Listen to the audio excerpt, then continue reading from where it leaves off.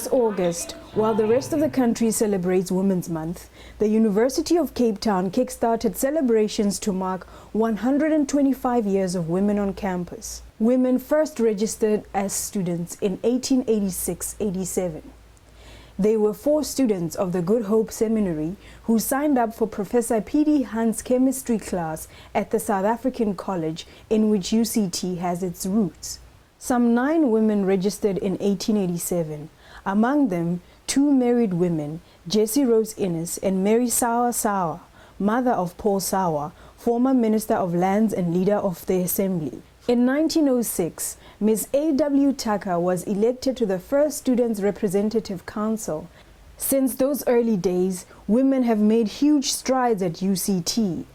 We can look back and see some wonderful achievements, great pioneering women in the past. I mean, anything from Mrs. Fuller, who now at last has a statue, a bust at the top of Fuller Hall, who was way out of her time in ensuring that women at UCT are paid the same as men, to seeing the profile of the students change. It's no longer a male-dominated university. It's also, what we're also seeing is that there are more and more black women from all over the world here, and a place where women feel comfortable, where women find their feet and where women excel.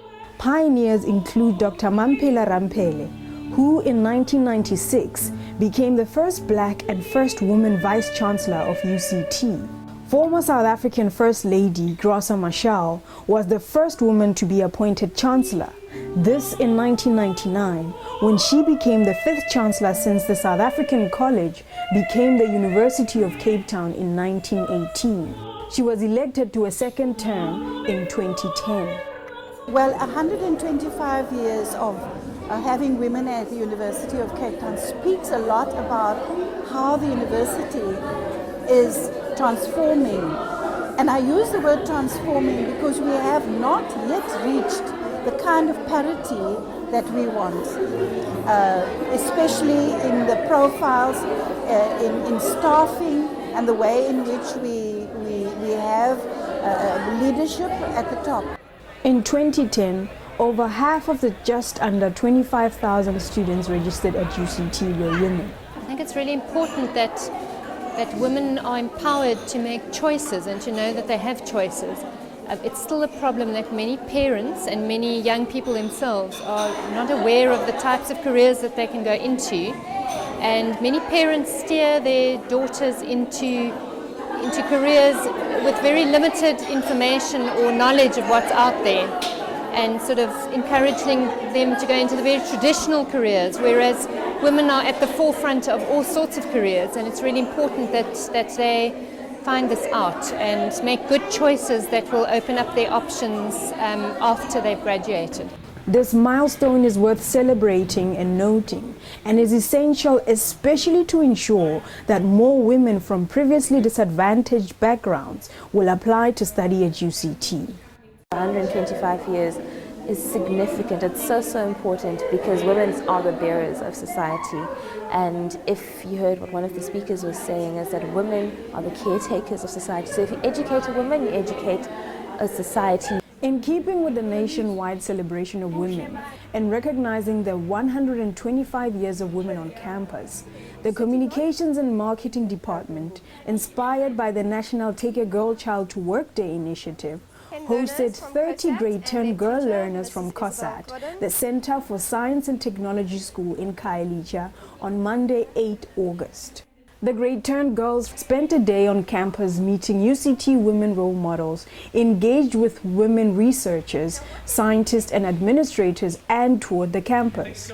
Gerda Kruger, the director of the Communications and Marketing Department, welcomed the girls to campus and encouraged them to learn as much as they can throughout the day's activities. They met and were mentored by members of the SRC. Dr. Karen van Heerden, Deputy Registrar of UCT, gave a brief history of women on campus and highlighted the strides made by women throughout the history of the university. Among the many highlights of the day was the girls' visit to the Chemical Engineering Department, where Professor Alison Lewis, the head of the Crystallization and Precipitation Research Unit and the first woman to be formally appointed as orator at UCT, showed the girls that women are capable of achieving anything they put their mind to. When I wanted to do chemical engineering, I was told that first of all it was too difficult, and secondly that it was not suitable for girls.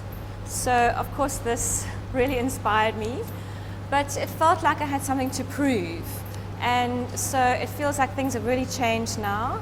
It's very open to women. Our chemical engineering degree fluctuates, but it's often about 50% girls, and so I think from my own perspective, I feel like it's really important to encourage girls to do whatever they want to do, whether it's engineering or something else, and that if you really want to do something, then it's possible to do it. The day concluded with presentations from the Admissions Office, Student Funding and Careers Office, each encouraging the girls to apply to study at UCT in 2014 after they matriculate. Know that UCT is a university for all. The Deputy Director of Communications and Marketing, Dineo Noganta, ended the day's events by summing up the importance of education and encouraging the girls to start charting the course of their future today. 125 years ago, we had no access to education as women, and now we do. So how do we get young girls to know about it? We thought one may not work, let's do a group of kids and just really find a way to give back and let them be exposed to the universities. And hopefully in 2014, we will be seeing you. But there's open day, as was mentioned. Please make some time to come to open day and learn as much as you can.